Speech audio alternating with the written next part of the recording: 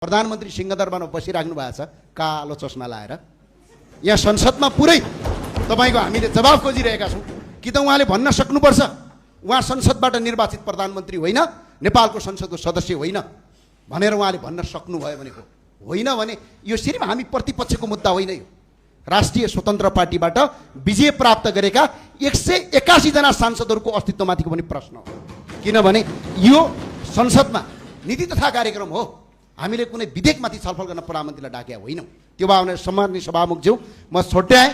जसरी पनि हुन्छ प्रधानमन्त्रीले अस्ति पनि राष्ट्रपतिलाई प्रधानमन्त्रीले पढ्न दिनुभयो,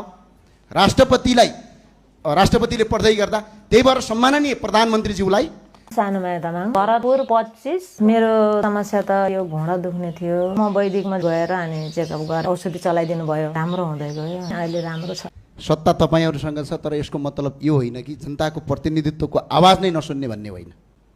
म स्मरण गराउन चाहन्छु, भाग्यले भनौँ या दुर्भाग्यले भनौँ, अघिल्लो पटकको संसदमा तपाईँहरू 20 हामी 14 थियौँ। त्यतिखेर प्रधानमन्त्री उपस्थित नहुँदा हामीले यसरी नै संसदै बन्द गरेका थियौँ, रिबन पनि बानेका थियौँ। तर आज नीति तथा कार्यक्रम भनेको राज्य सञ्चालनको दिशा प्राथमिकता तथा जनतासँग गरिएको प्रतिबद्धताको दस्तावेज हो। यो चाहिँ प्रधानमन्त्री नै आउनुपर्ने हो। र अर्को कुरा के हो भने नीति तथा कार्यक्रम भविष्य निर्माण गर्ने मार्गचित्र हो। यो जनताको सरकार हो भने जनताको उत्तरदायित्व संसदबाट खोजिन्छ, रत्न पार्कबाट होइन। र यो सिर्फ हाम्रो मुद्दा होइन, यो हाम्रो मात्र मुद्दा होइन। सम्माननीय सभामुखज्यू, यो सम्माननीय सभामुखज्यूको अस्तित्वमाथिको पनि प्रश्न हो। किनभने देशको प्रधानमन्त्री आज रासपाकै सत्तापक्षकै 181 जना सांसदहरूको अस्तित्वको कुरा पनि हो। यो संसदमा नीति तथा कार्यक्रम जस्तो महत्त्वपूर्ण चिज प्रधानमन्त्री यहाँभन्दा बिजी कहाँ हुनुहुन्छ? यो संसारको कुनै पनि देशमा छैन।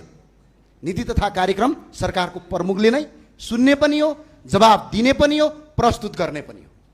यो संसदीय अभ्यास यही भन्छ। अघि सम्माननीयज्यूले पढ्न खोजिराख्नु भएको थियो 38 ले के भन्छ? हाम्रो प्रचलन के छ?